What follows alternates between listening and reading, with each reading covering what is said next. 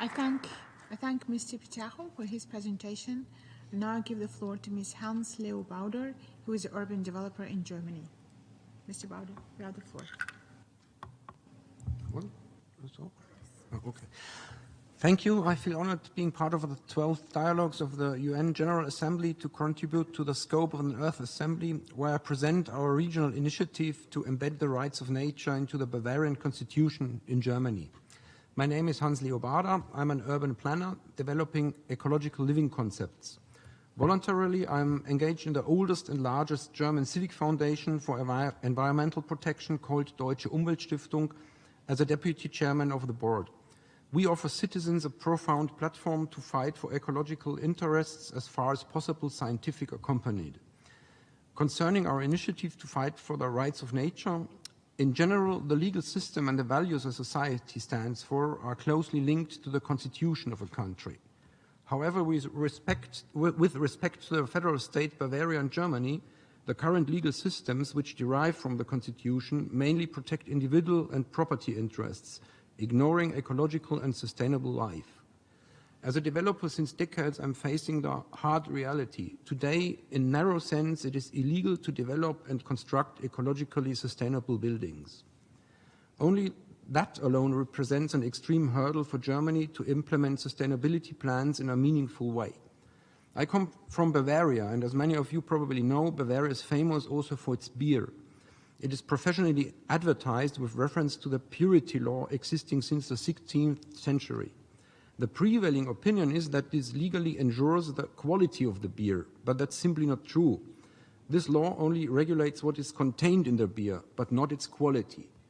These are only two samples of many across our law system which illustrate that our legal framework in its roots does not contain any ecological aspects.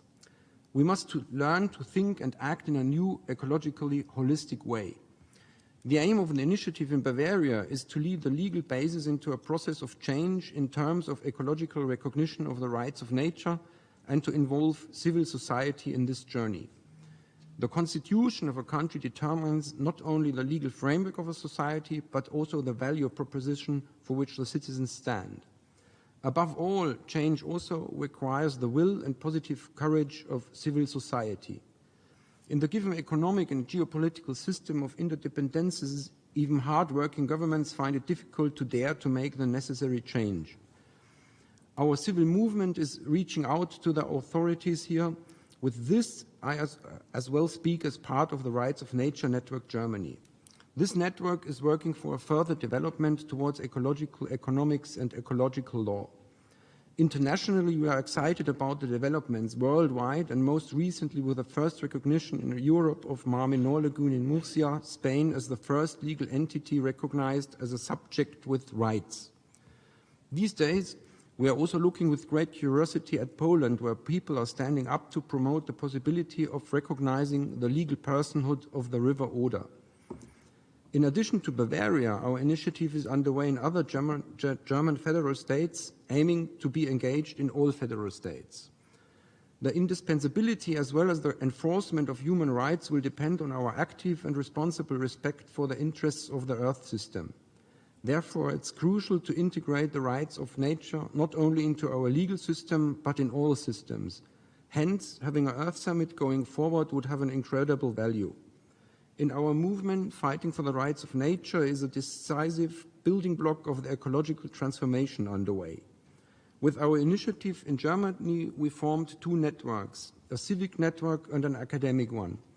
And since it is precisely the law that determines the foundation of a society, rigorous scientific support and monitoring of the initiative is important to us. And since we are convinced that it is of utmost importance to foster a science policy interface, our network is now also seeking exchange with policy and decision makers, such as representatives of the Federal Ministry of the Environment. Our initiative has strongly been supported by a legal classification authored by a team from the University of Kassel under the lead of Professor Dr. Andreas Fischer-Lescano. I'm proud that Elena Evering from this team will present the academic part. Thank you.